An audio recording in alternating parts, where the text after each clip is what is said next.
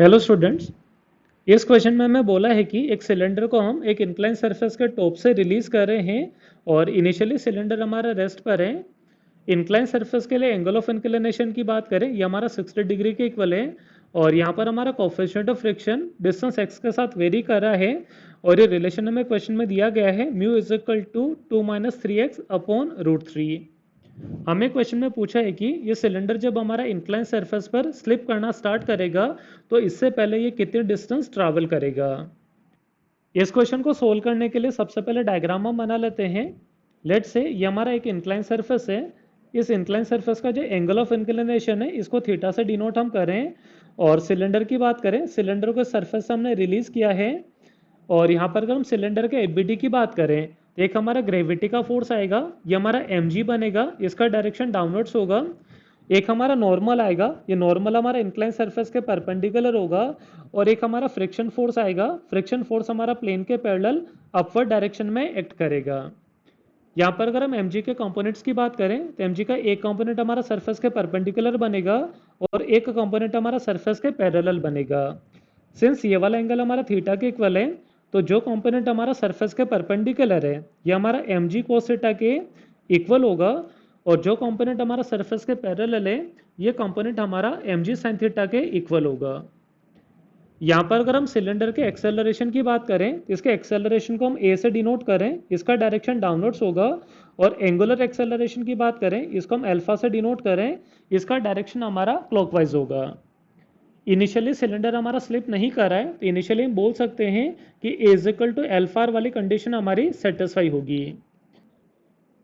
FBD बनाने के बाद हम सिलेंडर के लिए न्यूटन सेकंड लॉ से हम लिख सकते हैं कि फोर्स हमारा मास इनटू एक्सेलरेशन के इक्वल होगा और पहले जो इक्वेशन हम बना रहे हैं ये प्लेन के पैरेलल बना रहे हैं। अगर प्लेन के पैरेलल हम देखें तो नेट फोर्स हमारा mg sin theta minus F के इक्वल होगा और ये हमारा मास इनटू एक्सेलरेशन के इक्वल होगा।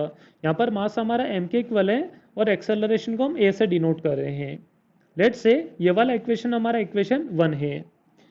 सिमिलरली अगर प्लेन के परपेंडिकुलर हम देखें तो प्लेन के परपेंडिकुलर कोई भी मोशन हमारा नहीं है तो प्लेन के परपेंडिकुलर नेट फोर्स हमारा जीरो होना चाहिए, दैट इज नॉर्मल हमारा mg cos थीटा को बैलेंस करेगा। लेट से ये वाला इक्वेशन हमारा इक्वेशन 2 है। नेक्स्ट अगर यहाँ पर हम टॉर्क इक्वल टू अल्फा वाली इक्वेशन यूज करें, यहाँ पर जो टॉर्क हम लिख रहे हैं ये भी सेंटर मास के अबाउट लिख रहे हैं, मोमेंट ऑफ इनर्शिया भी हम सेंटर मास के अबाउट लिख रहे हैं और एंगुलर एक्सेलरेशन हमारा अल्फा के इक्वल है। सिंस mg हमारा सेंटर ऑफ मास से ही पास कर रहा है, सेंटर से ही पास कर रहा है तो इसका टॉर्क जीरो बनेगा, नॉर्मल का टॉर्क भी हमारा जीरो आएगा। और फ्रिक्शन के टॉर्क की बात करें, फ्रिक्शन फोर्स हमारा f है, इसका सेंटर से परपेंडिकुलर डिस्टेंस हमारा इस डिस्क के रेडियस r के इक्वल होगा। और डिस्क के मोमेंट ऑफ इनर्शिया की बात करें तो जो एक्सिस हमारा सेंटर से पास कर रहा है वो प्लेन के परपेंडिकुलर है, इसके बाद मोमेंट ऑफ इनर्शिया हमारा mr² के इक्वल होगा और अल्फा की जगह हम a/r सब्स्टिट्यूट कर सकते हैं। यहाँ से अगर हम f का वैल्यू कैलकुलेट करें तो f का वैल्यू हमारा आ जाएगा f is equal to ma/2। Let's say ये वाला इक्वेशन हमारा इक्वेशन 3 है। इसके बाद हम इक्वेशन 1 और इक्वेशन 3 का यूज करके जो फ्रिक्शन फोर्सेस की वैल्यू हम कैलकुलेट कर लेते हैं। अगर इक्वेशन 1 से हम देखें तो mg sin थीटा हमारा एज इट इज आ जाएगा, f को अगर हम RHS में लेके जाएं तो यह माइनस एफ हमारा प्लस एफ में चेंज हो जाएगा। और इक्वेशन 3 से अगर हम ma का वैल्यू देखें तो ma का वैल्यू हमारा 2f के इक्वल है, तो यहाँ से अगर f का वैल्यू हम कैलकुलेट करें तो f का वैल्यू हमारा बन जाएगा f is equal to mg sin theta upon 3। इसके बाद ये हम चेक कर लेते हैं कि सिलेंडर हमारा स्लिप करना कब स्टार्ट करेगा। सिलेंडर को स्लिप करने के लिए हम बोल सकते हैं कि सिलेंडर के लिए जो फ्रिक्शन फोर्स F की वैल्यू है ये हमारा लिमिटिंग फ्रिक्शन से बड़ा होना चाहिए, दैट इज F हमारा μ1 से बड़ा होना चाहिए। यहाँ पर अगर F की वैल्यू की हम बात करें, F का वैल्यू पहले ही हमने कैलकुलेट कर रखा है, ये हमारा mg sin थीटा अपॉन 3 के इक्वल है और ये हमारा बड़ा होना चाहिए μn से। अगर इक्वेशन 2 से n की वैल्यू की बात करें तो n का वैल्यू हमारा बनेगा mg cos थीटा। इसको सिंप्लीफाई करके म्यू की वैल्यू हम लिखें तो म्यू के बारे में हम बोल सकते हैं कि म्यू हमारा छोटा होगा, यहाँ पर mg से mg हमारा कैंसिल हो जाएगा, sine theta upon cos theta को टेन थीटा हम लिख सकते हैं और ये अपॉन में हमारा 3 आ जाएगा।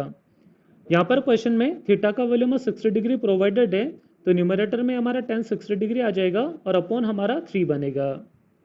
सिंस हमारा 1060 का वैल्यू √3 होता है, तो यहाँ से ये हम बोल सकते हैं कि म्यू हमारा छोटा होना चाहिए 1/√3 से।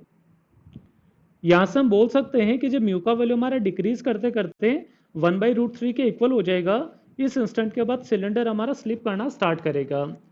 इस म्यू को अगर हम एक्स के टर्म में लिखें तो ये क्वेश्चन में हमें प्रोवाइडेड है, ये हमारा इक्वल है 2 - 3x/√3 के।